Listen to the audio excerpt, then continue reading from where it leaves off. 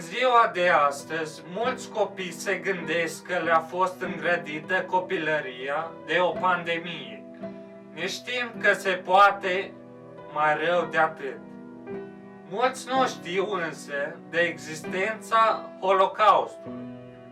Voi relata pe scurt mărturiile celor două supraviețuitoare din momentul deportărilor din anul 1941 și anume pe Miriam Bercovici în vârstă de 17 ani, născută în 1923, și pe Silvia Hoșie în vârstă de 13 ani, născută în 1927, ele fiind atunci doar niște copii. Acestea s-au născut în familia Corber, în orașul Câmpul Lung moldovenesc. Părinții lor au fost Leon și Clara Corber. Tatăl lor, Leon, era geamgiu și tinichigiu, fapt pentru care a acoperit bisericile din Câmpul Lung, Sadova și chiar mai departe, la castelul de vânătoare din Valea Putnei, a pus geamuri. Casa familiei era specifică zonei, casa nemțească, așa cum era stilul arhitectural pe atunci. Silvia Hoșie relatează că familia ei a avut primul aparat radio din oraș și de mici ele au învățat să cânte la pian. Tatăl lor, pe lângă meseriile pe care le avea, și-a deschis și un magazin de sticlărie. Tot dumnea ei relatează că a fost la grădinița românească și la cea a comunității evreiești.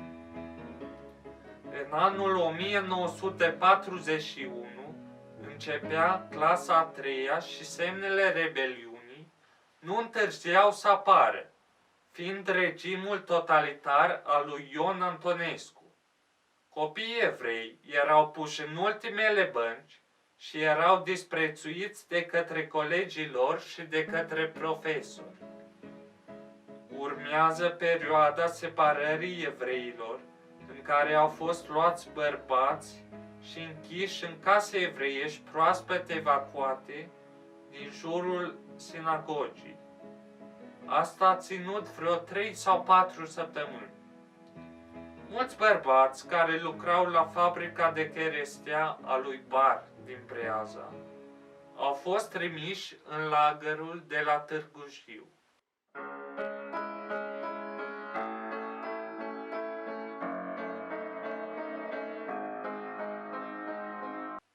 Noi eram 4 împreună cu bunicii mei.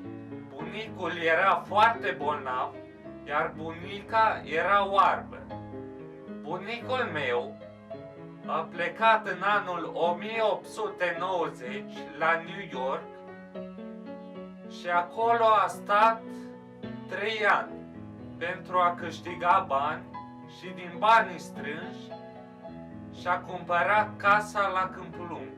Înainte de evacuare, am fost anunțat joi de către tata că vom pleca duminică dimineața. În zilele dinaintea plecării, toți vecinii au venit ca să ia ce era prin case, să cumpere sau să ceară. Au năvălit ca niște corpi, străini, vecini, orășeni și țărani. S-a luat tot ce era mai de preț, mobile, cărți și sfeșnice. Tatălui meu i-a părut rău că le-a dat așa ieftin, dar nu avea de ales. Cheia de la magazin i-a fost dată vecinului Ștorm, un neamț căsătorit cu o evreică. Magazinul de sticlărie era singura proprietate a părinților, care în acea vreme nu a dat faliment datorită achitării tuturor impozitelor. A venit și ziua în care am fost anunțați că trebuie să plecăm. Într-o zi de sâmbătă, un om cu o tobă anunța în fața primăriei că niciun evreu nu mai poate sta în oraș. Zis și făcut. Duminică dimineața, la ora 6, am fost scoși afară și ne-am luat tot ce am putut, o pernă, o pătură și câteva haine. La ora 11, căruțele pline la discreție cu bagaje de tot felul au plecat către gara din Câmpul Lung Est. Am fost suiți în vagoanele pentru vite, fiind doar 40 de persoane în acel vagon. La ora 1 după amiază am plecat și de atunci începe adevărata groază, relatează doamna Silvia Hoșie. Conform registrului deceselor de la Mogilev, Abraham Mendel Korber, bunicul lui Miriam Korber Berkovici, deportat din Câmpul Lung, a murit la Mogilev în data de 4 ianuarie 1942, având vârsta de 74 de ani. Soția sa, Taube Korber, bunica lui Miriam Korber, a murit la 27 de zile mai târziu, pe 31 ianuarie, având vârsta de 72 de ani.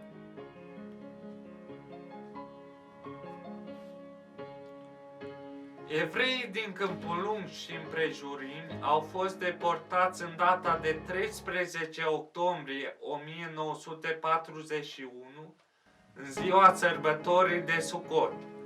Din întreg județul Câmpul Lung au fost deportați 6118 evrei, dintre care 2197 de bărbați, 2226 de femei și 1655 de copii.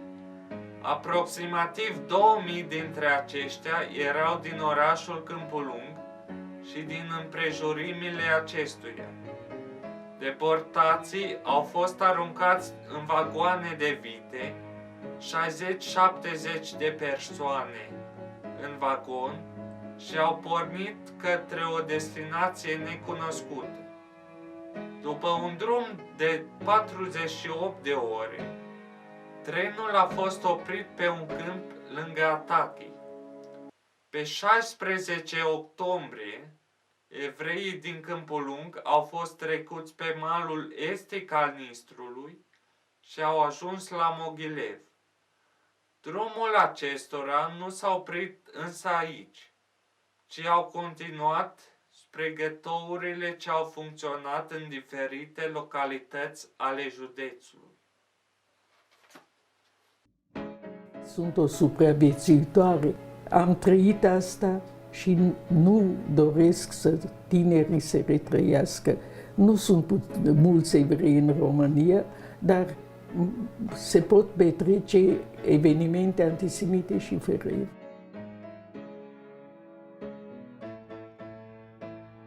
3 zile înainte de deportare, a venit tata și ne-a spus să știți că trebuie să ne pregătim, că ne trimite de aici, nu ne lasă.